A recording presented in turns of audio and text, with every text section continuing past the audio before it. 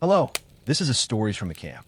Thank you for visiting us. It would be great if you subscribed and gave us a like, and also write a comment. Enjoy listening. In the heart of the Russian Empire, far beyond the reach of the polished cities and marble palaces, life moved to the rhythm of earth and sky. Time was not measured in hours but in seasons. A year did not begin with fireworks or calendars, but with the thawing of soil beneath cracked boots. Here, in the wooden villages scattered across vast plains, survival was not a question of ambition, but of repetition. Each year repeated the last with slight variations. Sometimes the frost came later, sometimes the grain grew shorter, sometimes a cow died unexpectedly, and sometimes a child. But the structure remained. Life, like the fields, had been plowed into predictable rows. In these villages, peasants rose long before the sun. Not because they were disciplined, but because their tasks demanded darkness.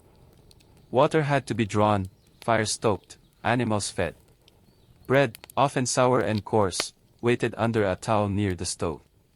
There was no luxury in routine, but only the bitter comfort of knowing what must come next. Children did not enjoy childhood in the modern sense. They carried buckets, guarded geese, and watched their mothers chop beetroot and cabbage. Education was rare, and when it came, it was viewed with suspicion. A literate child was a child who might dream, and dreams were not always safe in a land so tightly bound by duty. The land itself, though romanticized in poetry, was indifferent to the people who clung to it. The soil gave, but only when it was broken open by calloused hands. In dry years, it turned to dust. In wet years, to mud. It hid bones, potatoes, and secrets in equal measure. Winter was not a season, it was a wall. It silenced travel, choked livestock, and forced entire households into smoky rooms where breath mingled with soot. It was a time of counting how many sacks of grain remained, how many candles, how many days until the first thaw. Even hope, in winter, had to be rationed. In this world, joy was a whisper. A ripe apple. A song hummed during chores. A neighbor sharing salt. Nothing more.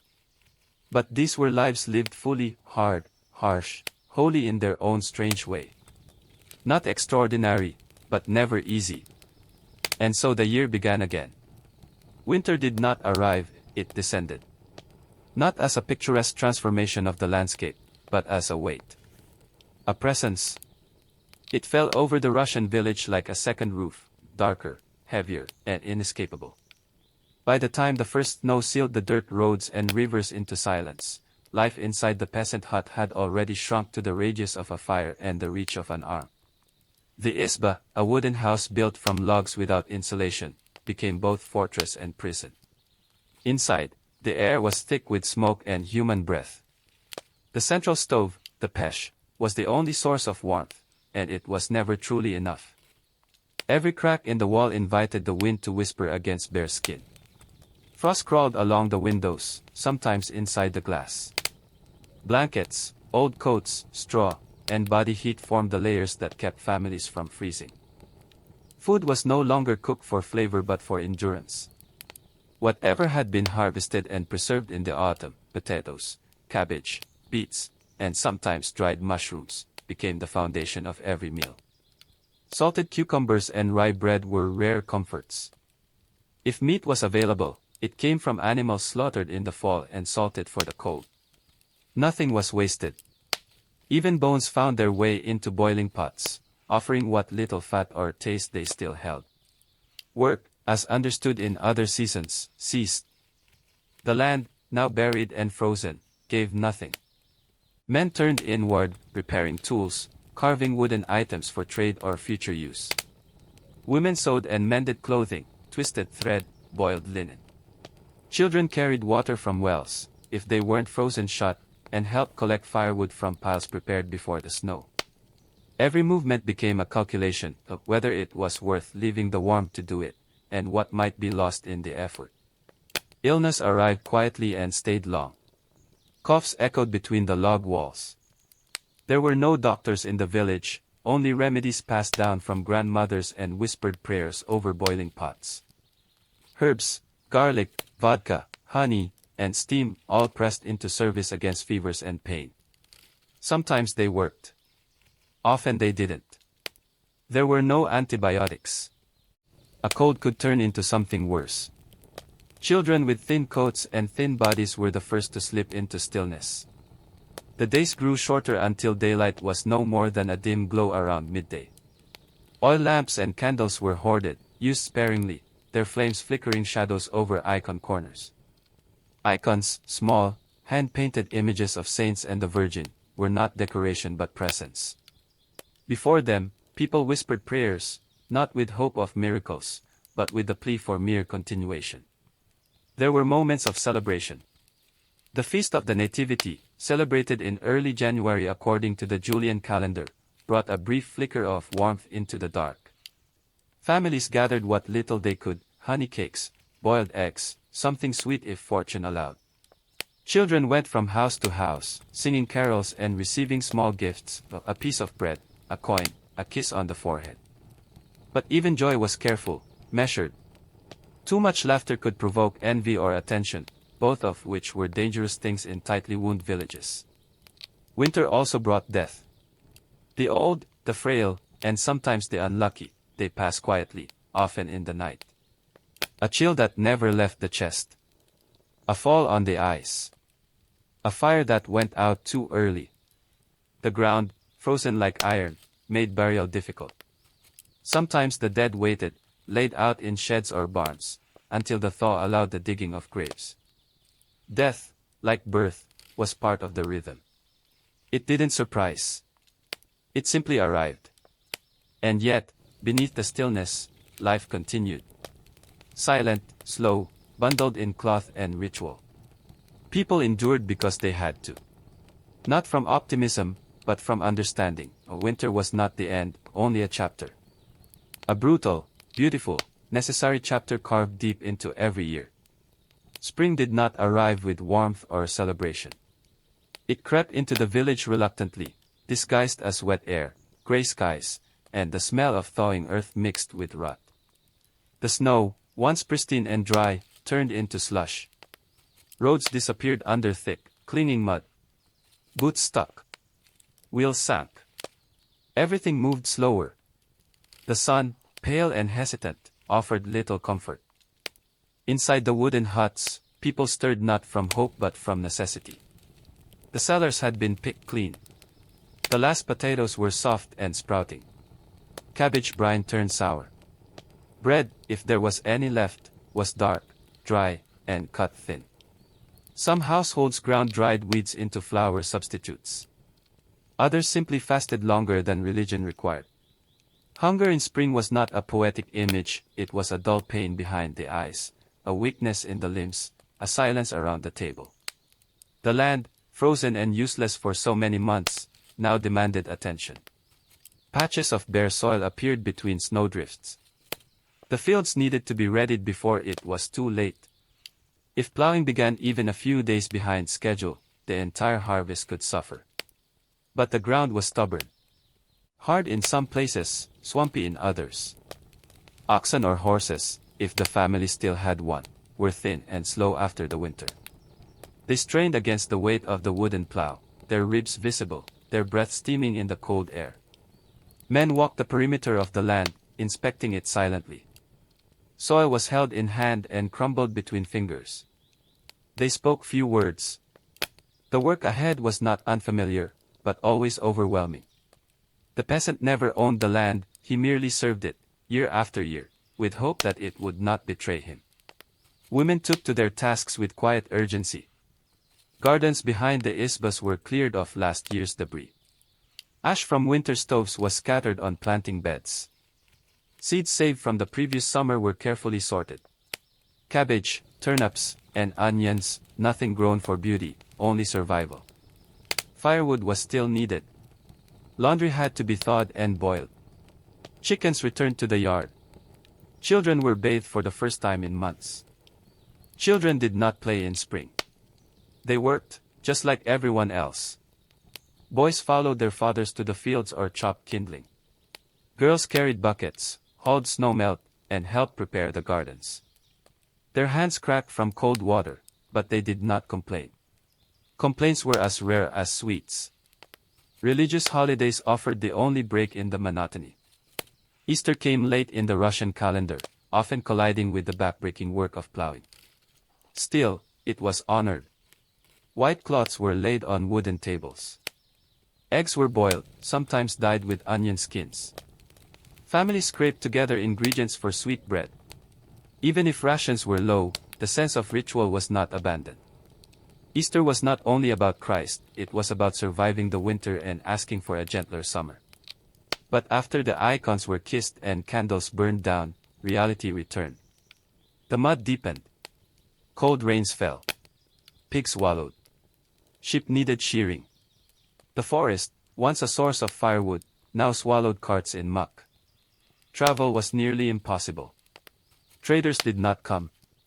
Letters did not arrive. Life narrowed once more to the limits of what the body could do, and what the land would allow. Illness lingered from the winter.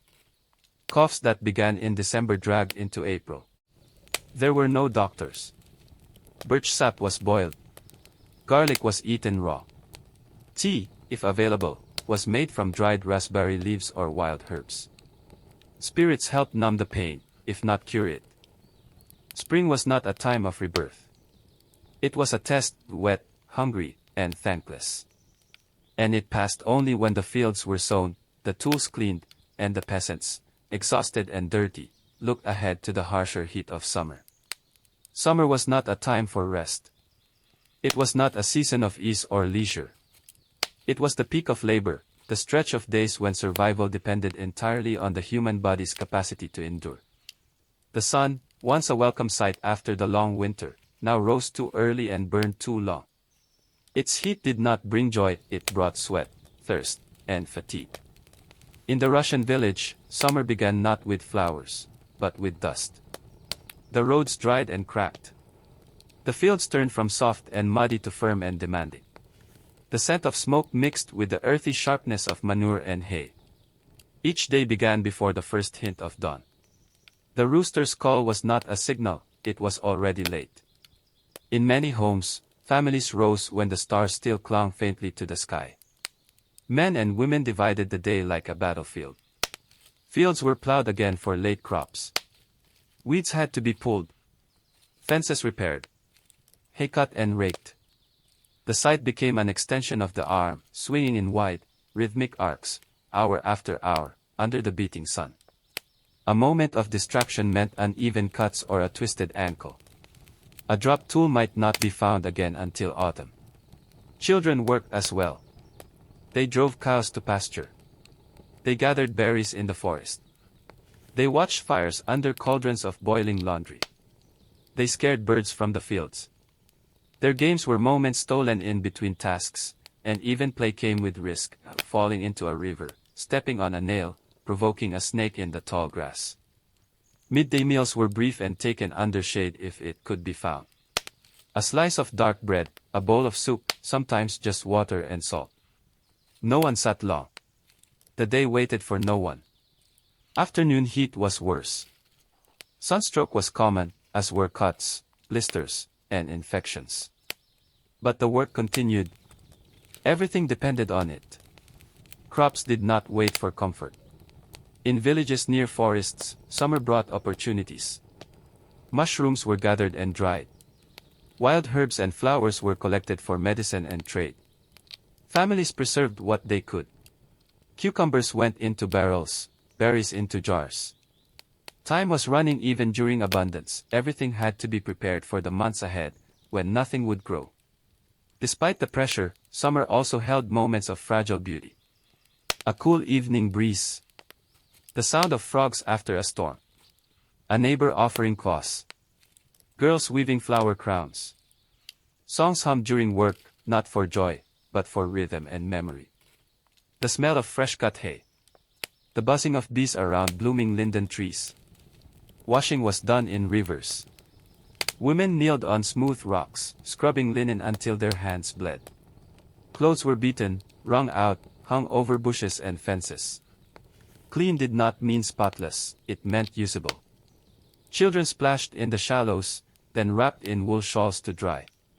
Everyone smelled of soap, smoke, and soil. Summer was also the season of markets. On special days, families traveled to nearby towns to buy salt, oil, thread, and tools. These were not joyous excursions. Carts broke down. Roads were rough. Traders bargained hard. But these were among the only chances to hear news, to see other faces, to feel part of a larger world. Illness still stalked the season. Heat brought fevers. Stagnant water bred sickness. Wounds festered quickly. There were no fans, no ice, no cures. Flies landed on everything. Stomachs turned from spoiled milk, bad berries, or unclean hands. People coped, as they always had, with rest if possible, with prayer if not. By midsummer, fields were green and growing. Hopes rose carefully. If the storms held off, if the sun did not scorch, if the pests did not arrive, there would be a harvest. But these were always ifs. Nothing was promised. The memory of failed years never left. As the days stretched long and hot, the village moved with urgency. Every day not work was a day wasted. Yet somehow, in the edges of exhaustion, there was pride. Hands roughened. Faces darkened. Children grew strong. The land, however cruel, gave signs of life. And life, for all its hardship, continued. Autumn in the Russian countryside began not with falling leaves, but with calculation. Every step across the fields was measured against memory. Every sack of grain was weighed against fear. The harvest was not a celebration, it was a verdict. For months, people had worked under sun and strain, and now the land answered. Sometimes it answered kindly. Often it did not. As the air turned sharper and the sky dimmed earlier, the villages stirred into a new kind of motion, faster, more urgent. Fields of rye, barley, oats, and buckwheat had to be cut and collected before the rains. Men moved through rows with scythes and sickles, their arms aching from repetition. Grain was bundled into sheaves and carted back to the barnyards for drying and threshing. There was no room for delay. A sudden frost or downpour could rot what had taken all summer to grow. Threshing was brutal work. Flails swung against the grain, separating kernels from stalk. Dust filled lungs. Sweat stuck to skin. Throats burned. And yet, the sound of flailing wood was a sound of survival. Children helped gather the chaff.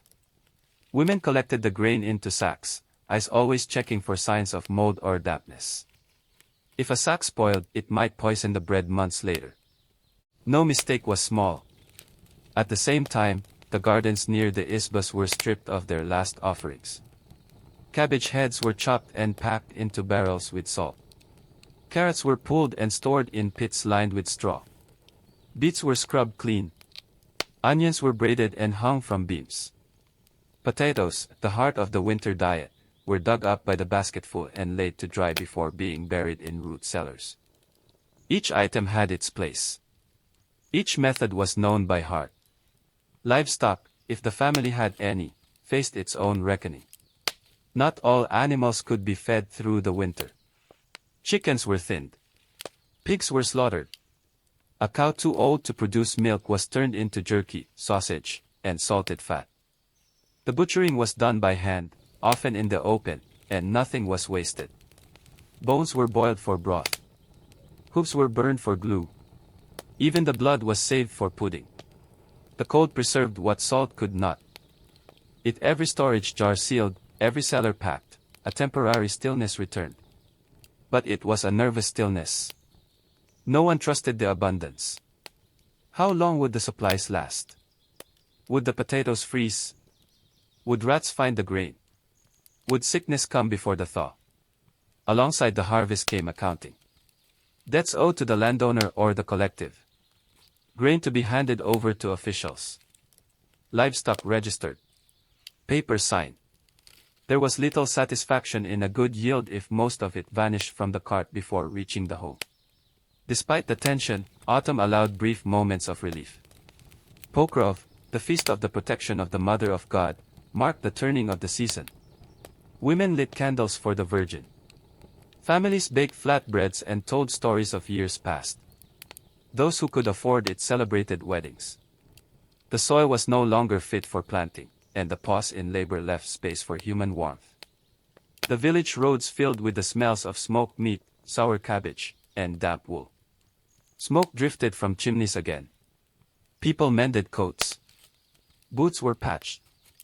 Children gathered firewood and chased geese through yellow leaves. Evenings grew darker, but the kerosene lamps flickered in windows with a kind of defiance. It was a season of counting and caution. A season of low voices, of glances to the sky, of listening for the first crack of ice on water. Each step through the muddy paths held a question: would it be enough? Not just the grain or the salt, but the strength, the will, the endurance. Autumn gave, but it also warned. Winter was already waiting. Behind the visible structure of peasant life, the seasons, the labor, the hunger, there was another rhythm, older and deeper. It pulsed beneath the surface like groundwater, sustaining what could not be held by bread or sleep. This was the rhythm of tradition, of ritual, of belief not written but remembered. Without it, the days blurred into suffering. With it, the suffering gained shape, meaning, and sometimes even dignity. In the Russian countryside, faith was not a matter of discussion. It was breath. It was built into the floorboards, sewn into the shirts, hidden in gestures passed from hand to hand. The village church, when it existed, stood like a worn sentinel at the center of the settlement. If there was no church, the icon corner in the home took its place. It faced east, decorated with the quiet eyes of saints, sprigs of dried herbs, candles of wax or tallow, and sometimes a kerchief embroidered by a mother's hand. Life's major events, birth, marriage, death, moved through a web of prayers, songs, and blessings. A child was not truly part of the world until baptized. Until then, it was watched carefully, wrapped in charms, protected from the evil eye. Midwives whispered incantations over boiling water. A ribbon of red thread was tied around the cradle. Sometimes, the child's name was not spoken aloud until after the christening, a precaution against death's jealousy. Weddings were rare and sacred. Families negotiated months in advance. Dowries were assembled from embroidered linen, woolen shawls, and sometimes livestock. The ceremony itself was long, filled with fire, fasting, tears, and vodka. Bread and salt were offered. The couple circled the lectern 3 times. Afterward, guests sang until hoarse and danced on worn wooden floors until their legs gave out. Marriage was less about love than about survival, but it was marked with all the solemnity of a royal coronation. Death came often and without warning, but it too had its rites. The dead were washed, dressed in clean linen, and placed in a simple pine coffin. Candles burned beside the body. The psalter was read aloud for 3 nights.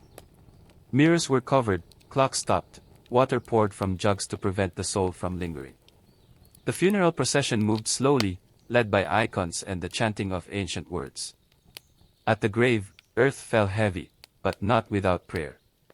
Between these grand moments, the year was filled with minor rituals, some Christian, some older than Christianity itself.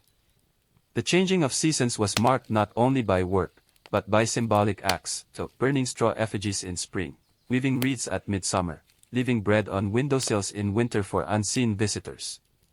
The lines between superstition, religion, and custom were thin, if they existed at all.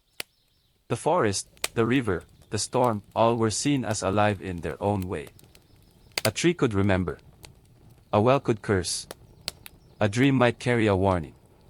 Nothing was only itself. Everything held weight, history, danger, or blessing. To ignore these forces was to risk more than embarrassment. Misfortune could fall not only on the individual, but on the family, even the whole village. Elders held knowledge that could not be found in books. They knew which herbs stopped bleeding, which moon was best for planting, which saints' day brought storms. Their advice was often cryptic, but not ignored.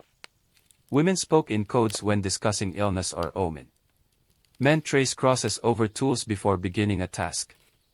No one stepped over a threshold with the left foot first.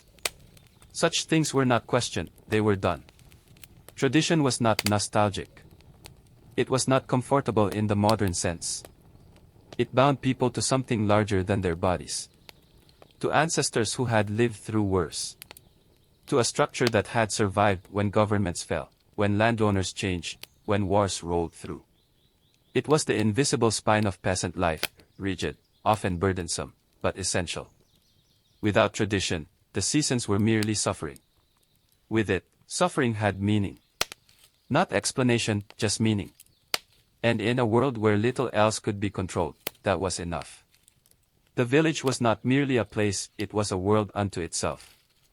Closed off by forest, distance, and time, it held its own rules, its own seasons, and its own truth.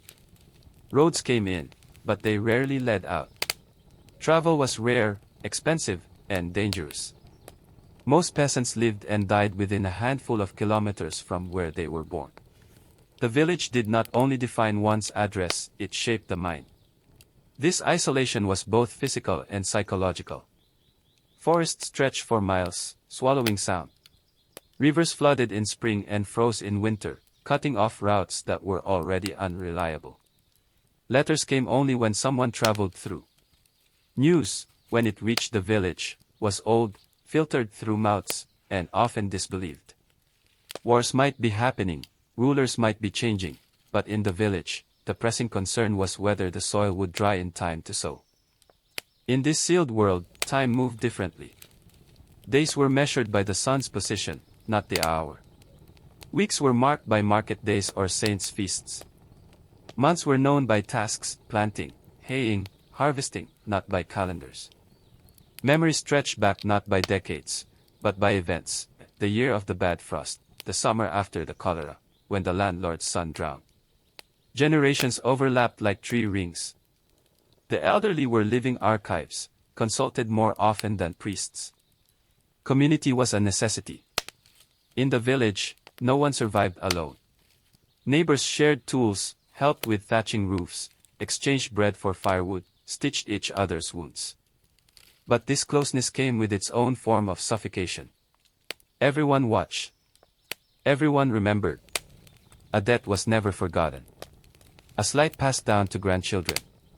Gossip was currency, and reputation was fragile. If a woman was seen walking too often with a man not her husband, if a child failed to cross himself during a thunderstorm, if a man drank too much on a holy day, it was noted, it was whispered, it was carried. Judgment was not just social, it was spiritual. The village believed in balance. A curse, a theft, even a broken promise could invite misfortune. A cow might stop giving milk. A child might fall ill. Not everything had a visible cause, but everything had a reason. When something went wrong, the first question was not of what happened, but who caused it. Outsiders were rarely trusted. A stranger passing through might be offered bread, but not belief. Too many had come with promises, tax collectors, soldiers, priests from the city, and left with nothing but trouble. The village had its own ways. Old ways. Ways that had worked before the emperor was crowned, before the church reformed its calendar, before the word revolution had been heard. Education, where it existed, was minimal. A traveling teacher might set up a one-room schoolhouse for a season or two. A few boys learned letters. Fewer girls did. Reading was seen as useful for prayers and contracts, but not essential. What mattered was knowing how to dig a trench before the frost, how to spot a fox by its tracks, how to swaddle a newborn against pneumonia. Knowledge that kept people alive was passed from hand to hand, not from book to page. Inside the huts, the world was small. The same faces. The same smells. The same creaks in the floor. Children grew up watching their parents break their backs. Young men knew they would soon do the same. Dreams were few, and those who spoke of life beyond the village were seen as fools, liars, or saints. And yet, the village endured. It endured because it had no choice. The land gave what it gave. The seasons turned. The same fields needed the same hands. And the mind, shaped by this rhythm, did not seek escape. It sought survival. Continuity. Silence.